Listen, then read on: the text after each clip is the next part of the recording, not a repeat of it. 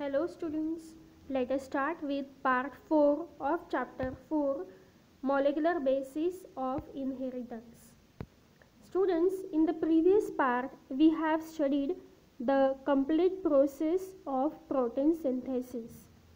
Now in this part we are going to study the genetic code, characteristics of genetic code, concept of operon and the structure and working of lac operon. So let us start with the first point, that is genetic code. The two scientists Yanofsky and Sarabhai in 1964 evidenced that the site for storing information for protein synthesis lies in the sequence of nucleotides, that is nitrogen bases. About 20 different types of amino acids are involved in the process of synthesis of proteins. As you know, DNA has 4 different types of nitrogen bases that help to identify these 20 different types of amino acids. So then question arises, how it is possible that 20 types of amino acids are encoded by 4 types of nitrogen bases? According to scientist F.H.C. Crick, this information is stored in the form of coded language which is called cryptogram, which is also called genetic code, that contains code words, that is codons, each one specifying specific amino acid. Genetic code therefore is a collection of base sequences that corresponds to each amino acid. A single nitrogen base in a codon will encode for only 4 different types of amino acids. A combination of 2 nitrogen bases, that is duplets, will specify only 16 different types of amino acids, and that of 3 nitrogen base triplets will specify 64 different types of amino acids.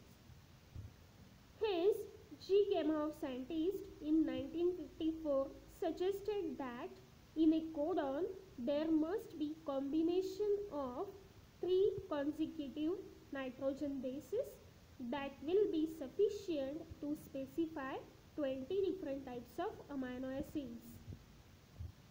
Genetic code, which is a triplet code, was first evidenced by Crick in 1961 by using frame shift mutation phenomenon.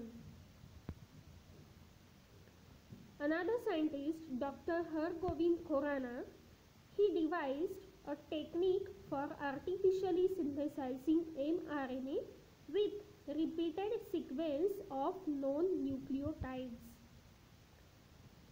By using synthetic DNA, Dr. Khorana prepared a chain of polyribonucleotides with known repeated sequences of 2 or more nucleotides. For example, CUC, UCU, CUC, UCU. Finally, Nirenberg, Mathai and Okoya deciphered all the 64 codons in a dictionary of genetic code. So here the chart for dictionary of genetic code is given, which consists of 3 letters, 3 codons, triplet. The first letter of the nitrogen bases are placed in a sequence UCAG. Second is they are placed at the top, UCAG, and again same sequence is placed on the right hand side also, UCAG, and the combination of all these nitrogen bases, you can see 64 codons are present and they specifies 20 different amino acids.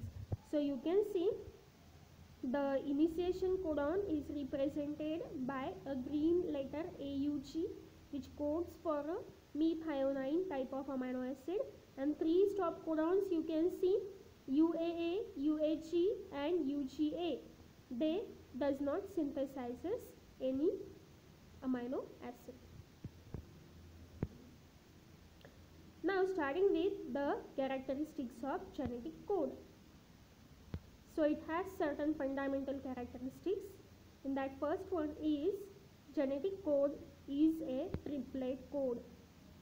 Sequence of 3 consecutive bases constitute codon which specifies one particular amino acid. Second, genetic code has distinct polarity. Code is always read in 5' to 3' direction and not in 3' to 5' direction. That will change the message. As sequences change, the message or the protein formed by it is also alters. For example, 5' AUG 3'. This is how you can read the codon. Genetic code is non-overlapping. That is, each single base is a part of only one codon. If non-overlapping, then with 6 consecutive bases only 2 amino acid molecules will be in a chain. Genetic code is commaless, that is, no any comma, no any gap, punctuation mark is present between successive or consecutive codons. Genetic code has degeneracy, that is, some amino acids are encoded by more than one codons. For example, cysteine has 2 codons, isoleucine has 3 codons, and the degeneracy of the code is explained by Vobel hypothesis, where in the diagram you can see the first 2 base pairs are same in both the diagrams, which codes for the amino acid leucine, but the third one is different. So in the first diagram you can see it is highlighted. So the third base pair is GC in the normal pairing, and in the Vobel pairing it is GU, but still synthesizes the same amino acid leucine. Genetic code is universal. In all the living organisms from bacteria to humans, specific codon specifies the same amino acid. That is, AUG specifies only amino acid methionine in all the organisms. So genetic code is universal. Next characteristic is genetic code is non-ambiguous. Specific amino acid is encoded by a particular codon. Alternatively, 2 different amino acids will never be coded by the same codon. Next characteristic is initiation codon and termination codon. So AUG, which codes for methionine, is the initiation codon present in every mRNA, and out of 64 codon, only 3, that is UAA, UHG and UGA, they are called as stop or termination codons, where the process of protein synthesis stops and they do not code for any amino acid. Codon and anticodon. Codon is the part of DNA. Anticodon is the part of tRNA. Codons, they are always read or represented as 5' to 3' end, and anticodons, they are read or represented as 3' to 5' end. For example, AUG, it is always like 5' AUG 3', and anticodon 3' UAC 5'. Do you know it is possible to predict sequence of codon on mRNA by studying the sequence of amino acids in a polypeptide chain? Okay, now starting with the concept of mutations and genetic code. Mutation, it is the phenomenon in which sudden change in DNA sequence takes place. So it results in a change of genotype. So character is also changes. Like recombination, mutation is a raw material for evolution and it results in variations. So, the three different types of mutations are there. The first, they are called as point mutations. The change in a single base is called point mutation. So, see the first diagram. The example of point mutation is sickle cell disease, sickle cell anemia disease in the human being, which is the cause of change in a single nitrogen base. So, in the first diagram, on the first side, the normal gene sequence is given. So, the normal gene sequence is GAG CTC that produces RNA having sequence GAG, and that produces protein glutamine, which is a normal protein.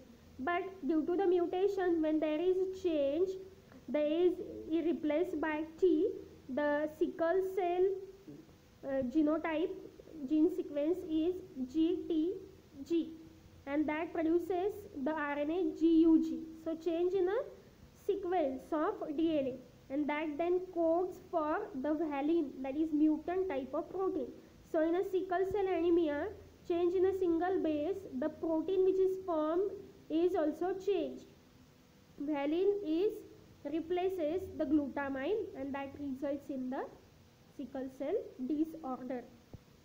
Then during mutation, there may be the possibility of loss of the nucleotides or fragment of the DNA, which is called as deletion, or maybe the addition of the nucleotide takes place, which is called as insertion, or duplication of a segment of DNA. That all results in alternation in sequence of chromosomes, and so that the resulting proteins, they are also changed, that changes the genotype of an organism. So in the second diagram, you can see the first type of mutation, that is insertion. So you can see the normally the 9 bases are present in that sequences. So you can see the insertion of A, that changes the base sequence from 9 bases to the 10 bases, is called as insertion. Then second is substitution. There you can see the A is substituted C. So the base number is same 9 to 9, but the change in the sequence takes place. And in the third, the C is deleted of that sequence. So the sequence number basis is changes from 9 to 8. That also leads in a change in the nucleotide sequence, and hence the change in genotype, which is the cause of mutation. Now next point is regulation of gene expression. So it's a multi-step process by which the gene is regulated and its product is synthesized, and that results in the formation of polypeptide. So gene expression regulation in eukaryotes, it takes place at different levels, like transcriptional level, that is at the formation of primary transcript; processing level, that is regulation of splicing process; third is transport of mRNA from nucleus to cytoplasm; fourth is at the translational level. So as you know, students, genes of a cell are expressed to perform different functions. For example, the enzyme beta-galactosidase is synthesized by E. coli, and it is used for hydrolysis of lactose into galactose and glucose. In E. coli bacteria, if they do not have lactose in their surrounding medium as a source of energy, then enzyme beta-galactosidase is not synthesized. That means it is the example of the conditional or environment based metabolic or physiological conditions that help to regulate the expression of the gene. So it is controlled by the environment. So E. coli only, E. coli adapt to their chemical environment by synthesizing certain proteins, enzymes, depending upon the presence of substrate surrounding them. So such a control or such a adaptive enzymes are called as inducible enzymes, which are induced by the surrounding environment. A set of genes will be switched on when there is necessity to metabolize a new substrate. The phenomenon is called as induction, and the molecules which helpful for this are called as inducer. So it is a positive control mechanism of gene expression. Students, do you know reversible regulation of gene is also seen when the end product of a biosynthetic pathway like amino acids is provided in the medium. At this time, internal biosynthesis of that amino acid stops. It is an example of negative control. So, the metabolite turns off a set of genes involved in the processing of that metabolite. This is also called feedback repression. Okay, now starting with the concept of operon. So it is a transcriptional control mechanism of gene regulation. The two scientists, Francois Jacob and Jacques Monod, in 1961 explained the metabolic pathway are regulated as unit. They put forth the concept of operon. For example, in E. coli, when lactose sugar is provided to the culture medium, the cell induces production of 3 different enzymes necessary for digestion of lactose. So the enzymes are beta-galactosidase, which help for the hydrolysis of lactose sugar into galactose and glucose. Second enzyme is beta-galactoside permease, which permits the entry of lactose into the cell. And the third enzyme is trans-acetylase beta-galactoside acetyltransferase.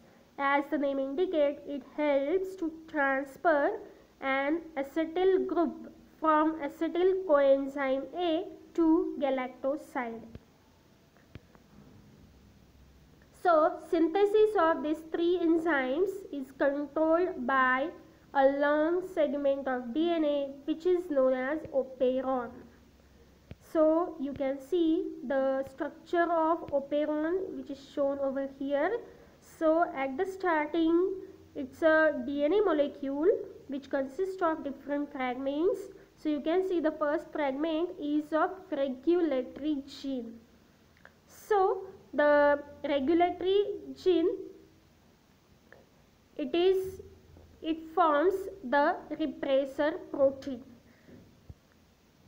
Next to that, you can see the presence of promoter region. It is the place where RNA polymerase enzyme binds, and then it moves over the operator and the structural genes and help to synthesize the genes. Then next to that, the operator site O is present, and next to that, the structural genes A, B, C, D, they are shown. That action of structural genes is regulated by operator site with the help of repressor protein. And you have to remember that the repressor protein is produced by action of gene inhibitor. That means if the inhibitor is present, that produces that regulates the action of regulator gene, and the regulator gene produces the repressor protein. The gene expression is totally depends on whether the operator gene is switched on or switched off, and the operator region is under the control of regulatory gene. Okay. Let us start with the concept of lac operon, which is a very interesting type of mechanism observed in the E. coli. So lactose or lac operon E. coli is an example of inducible operon. That means if the lactose is present in the surrounding medium, then only the working of operon starts. Lac operon consists of following components. So regulatory gene, which is the first component, just now we have seen in the diagram of operon. So regulator gene produces repressor protein. Next to that, promoter gene, operator gene, structural genes, and inducer, which is not a part of operon, but it is a component which is present surrounding the operon. Starting with the first component, that is regulator gene, which produces a repressor protein. Repressor binds with the operator gene and it represses its action. So it's called as regulator protein. Promoter gene, it marks the site at which RNA polymerase binds. Then operator gene is turned on, enzyme moves, RNA polymerase enzyme moves over the operator gene and transcription of structural gene starts. Next is operator gene. Operator gene is turned on by an inducer. The structural genes produces mRNA. Operator gene is turned off by a product of repressor gene. Structural genes, so when lactose is added to the E. coli culture, the structural genes catalyzes or they produces the mRNA, which in turn produces the polypeptides, which acts as the enzymes that help to catalyze the lactose in the cell.